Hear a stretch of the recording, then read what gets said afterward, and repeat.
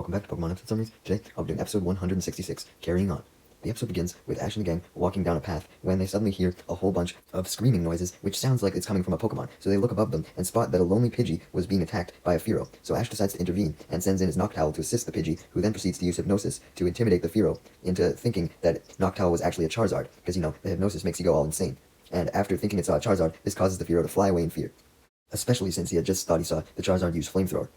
Unfortunately, by the time Noctowl had intervened, the Pidgey was already severely injured. So, the Pidgey had already begun plummeting to the ground, not being able to fly since his wing was injured. And since Noctowl was so preoccupied with dealing with the Fearow, along with Ash and the gang being distracted by the Fearow as well, it meant that no one noticed Pidgey began falling out of the sky and into the trees.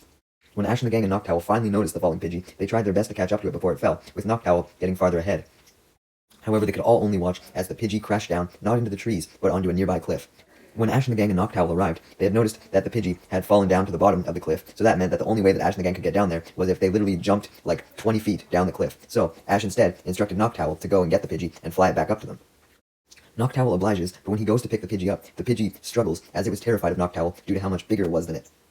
This leads Noctowl, being the smart mon that it was, to use Hypnosis completely independently to make Pidgey think that it was a Pidgey as well. This fools the injured Pidgey enough so that it was comforted, so that Noctowl could pick it up and return it to Ash and the gang, where Brock proceeded to tie a bandage to its wing so it could fly again.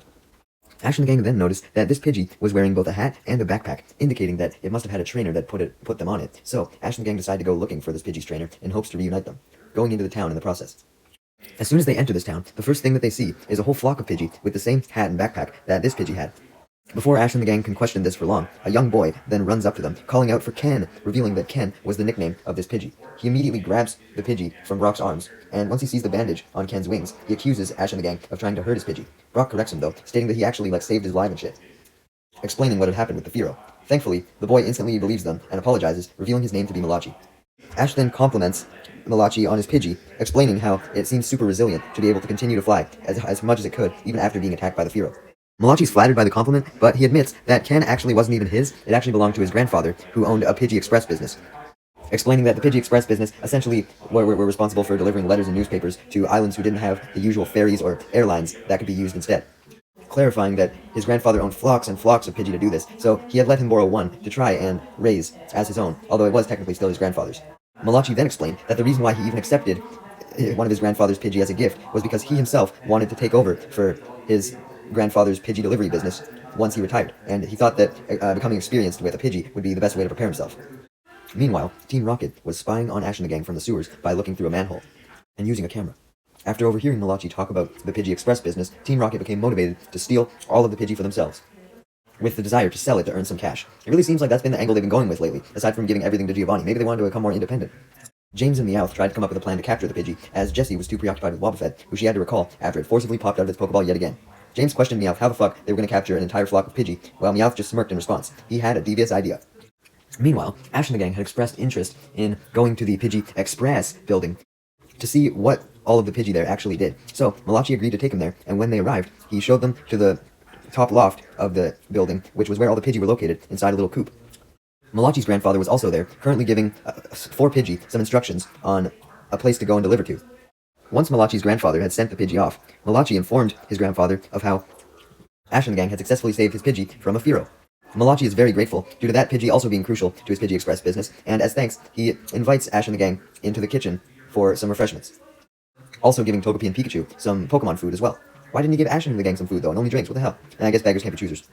While drinking, Ash wanted to learn about what the Pidgey Express entailed, and questioned how all the Pidgey were able to find their way around the area, with Malachi's grandfather explaining that he and the Pidgey both took rides on a mini blimp, and he showed them all the locations of the city while they were on these rides so that they'd be prepared to make the journey on their own when deliveries were called.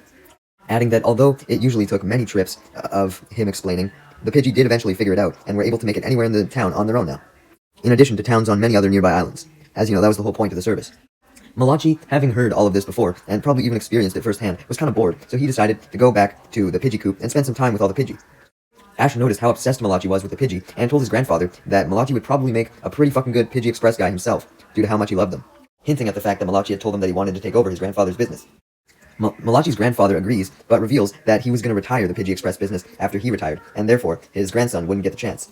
Ash obviously questioned why he would shut down his successful business when he had such a willing successor, with Malachi's grandfather reasoning that, for one, the Pidgey Express business was bound to die out pretty soon with the rise of airplanes and emails and shit, which were much more efficient. And he also added that due to the Pidgey Express being a 24-hour business, he had to dedicate essentially his entire life to it, allowing him to therefore miss out on a whole bunch of other life experiences, and he didn't want his grandson to experience the same fate, wanting him to get more out of life than he did. This was actually very fucking heartwarming, man. Ash and the gang then went to go check on Malachi and the Pidgey to see how they were doing, and when they spotted how much fun Malachi was having with the Pidgey, even while he was sweeping the coop and doing work, Ash and the gang began to feel sorry for Malachi, despite his grandfather's best intentions, since it was clear that Malachi would happily give up his life to be a Pidgey Express guy, but his grandfather wasn't going to allow it. Ash and the gang tell Malachi's grandfather to tell his grandson that he was planning to retire the business so that Malachi could get the disappointment out of the way now and not have to wait his entire childhood only to find out that his dream was now crushed. So Malachi agrees and informs his grandson of the news, which obviously makes him very sad, but hopefully he'll be able to get over it. Before Malachi even has a chance to fully digest what he'd just been told, though, Malachi's grandfather then gets a call on the computer from Nurse Joy from an island called Wayway Island. Nurse Joy informs him that the Pidgey that he had sent over to Wayway Island to deliver some medicine to her Pokemon Center had not arrived yet, even though it had been quite a while. This causes Malachi's grandfather to panic, believing something might have happened to the Pidgey, so he immediately goes out onto the rooftop by the coop to use some binoculars to try and find them, to no avail. While Malachi's grandfather was looking, Ash and the gang come running up along with Malachi, and question why Malachi's grandfather was panicking so much, leading his grandfather to reveal the situation, which prompted Malachi to offer to go searching for the Pidgey in the blimp. Even though he wouldn't get to take over the business, he still wanted to do everything in his power to help the Pidgey. However, his grandfather was against the idea of his grandson being put in danger, so he told him not to go, but Malachi simply ignored him and hopped in the blimp with his Pidgey Ken anyways, leading Ash and the gang to follow to make sure nothing bad would happen to Malachi, using the second blimp that Malachi's grandfather had. Ash then decides to help with the search for the Pidgey by sending out his Noctowl and instructing Malachi to follow it, as Noctowl would probably have the best luck at finding another flying Pokemon, especially due to its intelligence. We then see Team Rocket, where it's revealed that they were the reason why the Pidgey had not arrived at their destination, as they had successfully captured the flock of Pidgey inside of a bag beneath their Meowth balloon. As if they didn't have enough Pidgey already, Team Rocket then spotted yet another one who was on an entirely separate delivery, and decided to capture that one as well, putting it into the bag by sucking it up into a vacuum. They still weren't satisfied with this though, so Team Rocket look around the skies, looking for even more Pidgey to steal, but all they end up spotting is Noctowl and Ash and the gang approaching in the blimp. This leads James and Jesse to come to the conclusion that they had enough Pidgey at this point, and they should instead just focus on escaping so that Ash and the gang couldn't do anything to them, but Meowth assured them that they shouldn't be scaredy cats this time, as he had a plan. He then pushed a button on a remote control, which caused smoke to come out from the balloon, essentially hiding them, as the smoke was so dense.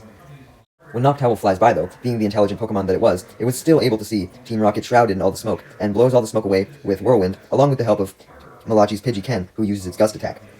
With the smoke clearing away, this allows Ash and the gang, along with Malachi, to spot Team Rocket and head over to them. Team Rocket respond by simply doing their motto, stating their intention to get away with all the Pidgey. Although Jesse and James are barely even able to do their motto since they're coughing from all the smoke that was dissipating. After hearing from Team Rocket's motto about how they were the ones who had captured all the Pidgey, Malachi instantly demands that Team Rocket give them back. But he should know that Team Rocket didn't do that shit, and instead, Jessie sent out her Arbok to attack, although she forgot that there was no land for Arbok to land on, so it proceeded to begin falling to the ground. However, Wobbuffet then pops out of its Pokeball and helps Team Rocket grab Arbok before it falls and pull it up to the balloon by its tail. Even with Arbok still dangling in the air, with Team Rocket not being able to fully pull it up into the balloon, Jessie still demands it to use Poison Sting, and it obliges, but thankfully, Noctowl and Ken were both able to dodge the attack.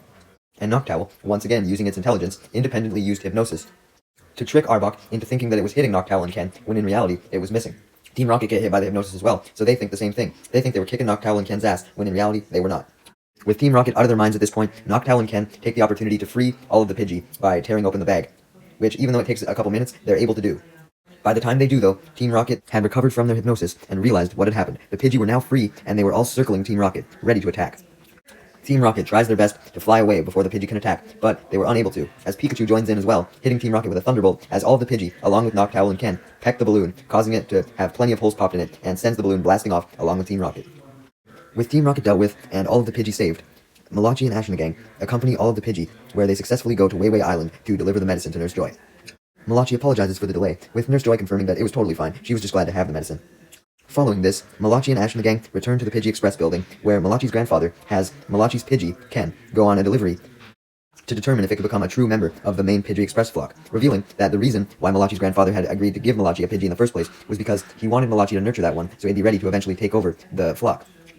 Malachi eagerly waits for Ken to return from his delivery, and when he does, he is successfully proclaimed the newest member of the main Pidgey Express flock, much to Ken and Malachi's joy. Malachi is then filled with even more happiness, as his grandfather then reveals to him that after hearing about everything that he and Ash and the gang had done to save all the Pidgey, he had reconsidered actually closing his Pidgey business, and was now going to let Malachi take over when he retired, once Malachi had the proper training, of course. Malachi was obviously ecstatic at this, and Ash congratulated him on being able to go for his dream, just as he was able to go for his dream of being a Pokemon master.